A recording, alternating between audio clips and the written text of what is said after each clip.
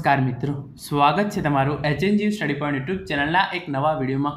મિત્રો, આજના આ વિડીયોની અંદર આપણે જે વિદ્યાર્થીઓને સ્નાતક કક્ષાએ એડમિશન લેવાનું છે એવા વિદ્યાર્થીઓને આજે એડમિશન માટેનો છેલ્લો દિવસ છે, તો આ વિદ્યાર્થીઓ માટે ખૂબ જ અગત્યની સૂચનાઓ। જે વિદ્યાર્થીઓ જીકાસ પોર્ટલ પર હજુ સુધી રજિસ્ટ્રેશન ના કર્યું હોય એવા વિદ્યાર્થીઓ અને જે વિદ્યાર્થીઓ ઓલરેડી રજિસ્ટ્રેશન કરી દીધું હોય એવા વિદ્યાર્થીઓના ફોર્મની અંદર કોઈ પણ પ્રકારનો સુધારો વધારો કરવો હોય અથવા તો જે વિદ્યાર્થીઓને રાઉન્ડ 1 અને રાઉન્ડ 2 ની અંદર જે કોલેજ છે એ મળી ગઈ છે પરંતુ એ કોલેજ હવે એમને નથી જોતી, કોલેજ બદલવી હોય, એટલે કે જે ટૂંકમાં આપણે કહીએ કે જે વિદ્યાર્થીઓને સ્નાતક કક્ષાએ એડમિશન લેવાનું છે એવા તમામ વિદ્યાર્થીઓ માટે ખૂબ જ અગત્યની માહિતી છે, એના વિશે આપણે આજના આ વિડીયોની અંદર વાત કરવાના છીએ। મિત્રો, HNG study point YouTube channel દ્વારા એચએનજીની અને શિક્ષણ જગતને લગતી આવી તમામ માહિતી સૌપ્રથમ અને સચોટ રીતે પૂરી પાડવામાં આવે છે। ભવિષ્યમાં પણ આવી તમામ માહિતી મેળવવા માટે એચએનજી સ્ટડી પોઈન્ટ યુટ્યુબ ચેનલને અત્યારે જ સબસ્ક્રાઈબ કરી લેજો। તો હવે શરૂ કરીએ આજનો આ વિડીયો। તો એના માટે જે જીકાસની ઓફિશિયલ વેબસાઇટ છે jikas.gov.edu.in આ વેબસાઇટ પર હું આવી છું। આ વેબસાઇટની લિંક તમને નીચે ડિસ્ક્રિપ્શનની અંદર મળી જશે। જેમાં તમે આ વેબસાઇટ પર આવશો એવું તમારા સામે બે ઓપ્શન આવશે। પહેલો છે ઓલરેડી રજિસ્ટર્ડ અને બીજો છે અપ્લાય નાઉ। તો જે વિદ્યાર્થીઓ હજુ સુધી જીકાસ પોર્ટલ પર રજિસ્ટ્રેશન કરાવ્યું જ નથી એવા વિદ્યાર્થીઓએ આજે રાતે 12 વાગ્યા સુધી તારીખ 6/7/2024 રાતે 12 વાગ્યા સુધી જે આ પોર્ટલ છે એ ખુલ્લું છે। જે વિદ્યાર્થીઓએ હજુ સુધી જીકાસ પોર્ટલ પર રજિસ્ટ્રેશન કરાવ્યું જ નથી એવા વિદ્યાર્થીઓએ આ અપ્લાય નાઉ છે એ બટન પર ક્લિક કરવાનું રહેશે। પહેલાં હું તમને એના વિશે થોડી ઇન્ફોર્મેશન આપી દઉં, પછી જે વિદ્યાર્થીઓને કોલેજ, વિષય કે યુનિવર્સિટી બદલવાની છે અથવા તો જેમણે રાઉન્ડ 1 અને 2 ની અંદર ઓલરેડી પ્રવેશ કન્ફર્મ કરાવી દીધો છે એવા વિદ્યાર્થીઓ હવે શું કરવાનું રહેશે એના વિશે ઇન્ફોર્મેશન છે એ હું તમને આપીશ। તો જેવું તેઓ અપ્લાય નાઉ પર ક્લિક કરશે એવું એમના સામે જે આ 4 થી 5 ઓપ્શન છે એ ખુલી જશે, જેની અંદર પહેલો છે અભ્યાસક્રમનો પ્રકાર, બીજું છે અરજદારનું નામ, ત્રીજું છે જન્મ તારીખ, ચોથું છે કેટેગરી, પાંચમું છે જાતિ, છઠ્ઠું છે ઈમેલ અને પછી 7મા નંબરે છે મોબાઈલ નંબર। તો તમારે આ તમામ વિગતો છે એ અહીંયા ભરી લેવાની છે, તમારી પર્સનલ વિગતો છે એ ભરી દે। પછી તમે જે ગેટ ઓટીપી છે એના પર ક્લિક કરશો તો તમારું જે ઈમેલ આઈડી છે એના પર એક ઓટીપી આવશે, એ તમારે અહીંયા નાખવાનું છે। પછી તમે જે મોબાઈલ નંબર આપેલો છે એના પર પણ એક ઓટીપી આવશે, એ પણ તમારે અહીંયા સબમિટ કરવાનો છે। એ બંને વસ્તુ તમે સબમિટ કરી સો તમારા જે મોબાઈલ નંબર અને ઈમેલ આઈડી છે, જે ઈમેલ આઈડી છે એની અંદર એક ઈમેલ આવી જશે અને જે મોબાઈલ નંબર છે એની અંદર એક મેસેજ આવી જશે। એની અંદર તમારી બે વસ્તુ ઇન્ક્લુડ હશે, એક હશે યુઝર નેમ અને બીજું હશે પાસવર્ડ। તો તમારે એ બંને વસ્તુથી આ પહેલાં આ રીતે રજિસ્ટર્ડ કરી અને એ લઈ લેવાનું છે। પછી તમારે ફરીથી આ વેબસાઇટ પર આવી અને ઓલરેડી રજિસ્ટર્ડ એના પર ક્લિક કરવાનું છે। પછી તમને જે મેસેજ અથવા ઈમેલની અંદર તમારું જે યુઝર નેમ, પાસવર્ડ અને જે કેપ્ચા છે એ અહીંયા આપવામાં આવેલો છે, જે આપણને અહીંયા દેખાઈ રહ્યો નથી, પરંતુ તમે ફોન ઊભો રાખીને જોશો તો તમને જે આ કેપ્ચા છે એ પણ દેખાઈ જશે। તો યુઝર નેમ, પાસવર્ડ અને કેપ્ચા નાખી અને પછી જે સાઇન ઇનનું બટન છે એના પર ક્લિક કરી દેવાનું રહેશે।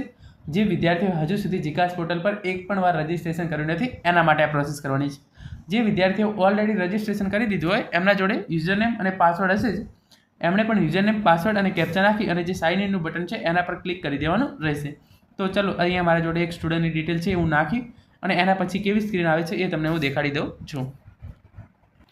તો જેવું તમે સાઇન ઇન પર ક્લિક કરશો એવું તમારા સામે આ એક નવી સ્ક્રીન છે એ ખુલી જશે, જેની અંદર પહેલાં application information for application number, તો જે તમારી તમામ વિગતો છે એ અહીંયા આપવામાં આવેલી છે, આ તમારી પર્સનલ વિગતો હશે।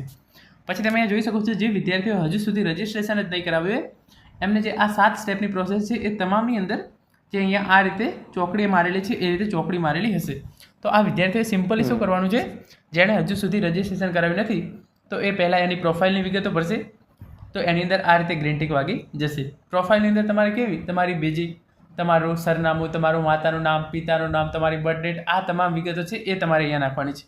પછી એકેડેમિકની અંદર તમારે સ્નાતક કક્ષાએ તમે પ્રવેશ મેળવી રહ્યા છો એટલે ધોરણ 10, ધોરણ 12ની જે વિગતો છે એ નાખવાની રહેશે। પછી ચોઇસની અંદર તમારે અહીંયા સિલેક્ટ કરવાનું છે કે તમારે કયા વિષયની અંદર, કયા કોર્સની અંદર, કઈ કોલેજ અને કઈ યુનિવર્સિટીની અંદર તમે એડમિશન મેળવવા માગો છો। ફોર એક્ઝામ્પલ, તમારે એચએનજીયુ છે યુનિવર્સિટી એની અંદર એડમિશન લેવું છે। એચએનજીયુની યુનિવર્સિટી, એચએનજીયુ જે યુનિવર્સિટી છે એની અંદર 500 કોલેજો છે, તો એ 500 કોલેજમાંથી તમારે કોલેજો સિલેક્ટ કરવાની છે કે મારે આ કોલેજ છે એની અંદર એડમિશન લેવા હું માગું છું। જો તમને એ કોલેજની અંદર એના મેરિટ લિસ્ટ પ્રમાણે એડમિશન મળતું હશે તો તમે એની અંદર તમારું જે સિલેક્શન છે એ થઈ જશે, પરંતુ અત્યારે તમારે સિમ્પલી શું કરવાનું છે, જે કોલેજ ચોઇસ છે એ કરી લેવાની છે। એના પછી તમારે પેમેન્ટ કરવાનું છે। પેમેન્ટ કેટલા રૂપિયા કરવાનું છે? 300 રૂપિયા।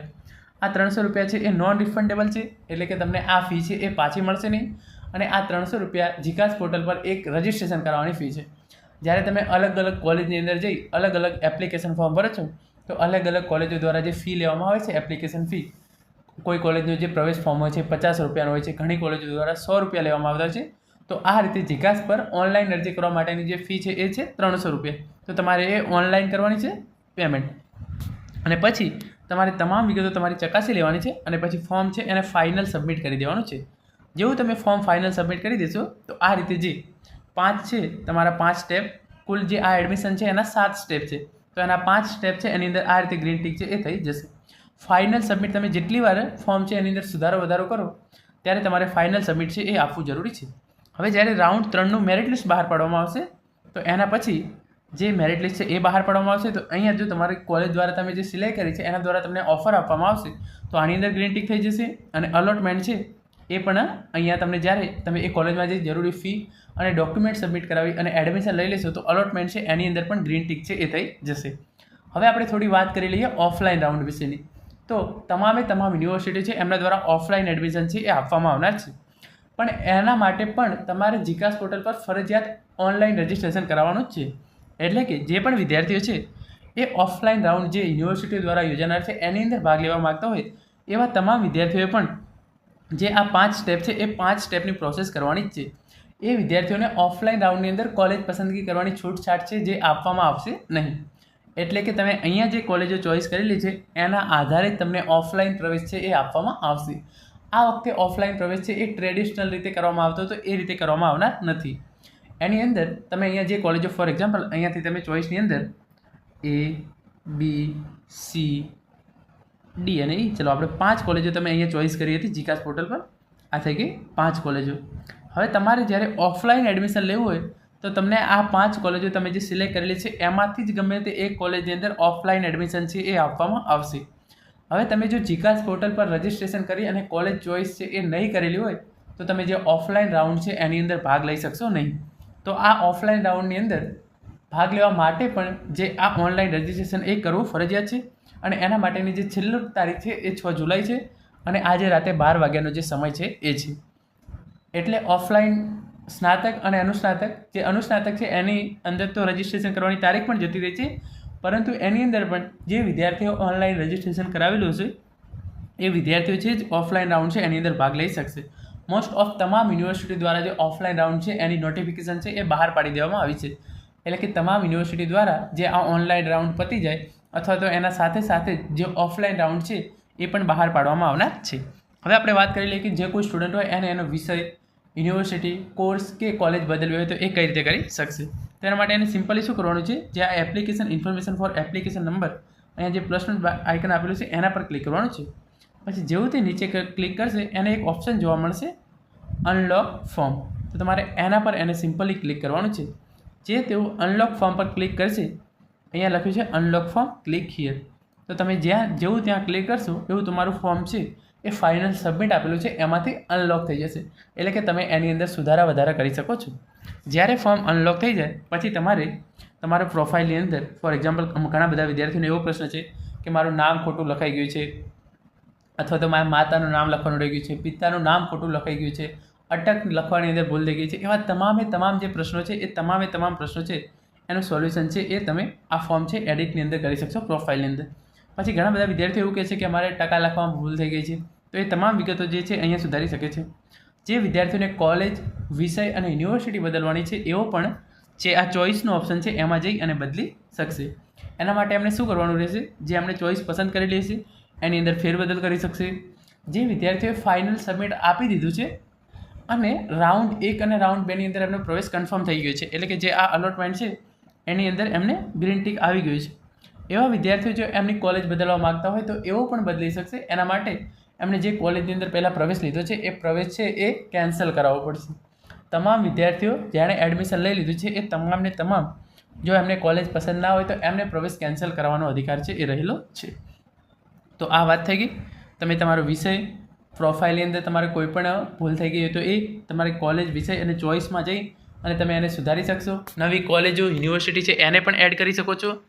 આ તમામ વિગતો છે એ તમે ફોર્મ અનલોક કરો એના પછી કરી શકો છો. તો આ હતો આજનો વિડીયો જેની અંદર આપણે મોસ્ટ ઓફ તમામ વિગતો જોઈ લીધી છે. આજે રાતે 12 વાગ્યા સુધી ફોર્મ ભરી શકશો. તમે ફોર્મની અંદર તમે સુધારા વધારા કરી શકશો, નવું રજિસ્ટ્રેશન કરાવી શકશો. આનું મેરિટ છે એ પછી બહાર પાડવામાં આવશે. જે ઓફલાઈન રાઉન્ડ છે એ પણ બહાર પાડવામાં આવશે, પરંતુ એના માટે તમામ વિદ્યાર્થીઓએ ફરજિયાત ઓનલાઈન રજિસ્ટ્રેશન કરાવેલું હોવું જરૂરી છે. આશા રાખું છું આજના આ વિડીયોની અંદર મેં તમને જે પણ ઇન્ફોર્મેશન આપી છે એ તમને ચોક્કસ ઉપયોગી થશે. છેલ્લા કેટલા કલાક જ બાકી રહ્યા છે, તો તમારે આમાંથી કોઈ પણ પ્રકારની પ્રોસેસ કરવાની બાકી હોય તો એ આજે જ પૂરી કરી દેજો. Thank you so much for watching.